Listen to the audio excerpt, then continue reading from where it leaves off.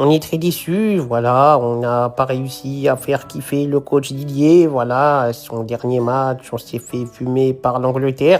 En première mi-temps, nous étions comme tous les Français, nous étions sur le terrain, mais nous étions spectateurs, on regardait le match, voilà, c'était une belle ambiance à regarder, on voyait des buts, on était, voilà, dans le spectacle aussi. On assistait à une performance magnifique des Anglais, c'était beau à voir.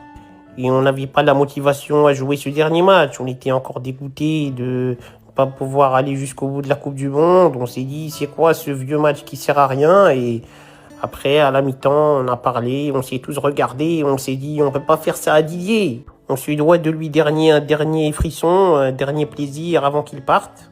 Et on a fait une deuxième mi-temps magnifique. Mais ils avaient déjà une trop grosse avance, donc on n'a pas pu gagner. Et puis Malo Gusto aussi, il est venu donner un pénalty aux Anglais à la fin. Il a détruit le dernier match de Didier Deschamps et notre troisième place en Coupe du Monde. Il a tout saccagé en un tacle.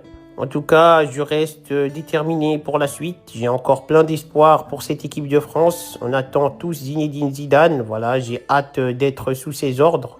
Je sens que je deviendrai une noisette encore plus forte sous ses ordres. J'aimerais aussi remercier Didier, merci à lui, voilà, tout ce qu'il a fait pour l'équipe de France pendant ces 14 années, c'est magnifique, c'est incroyable, c'est une longévité rare dans ce sport.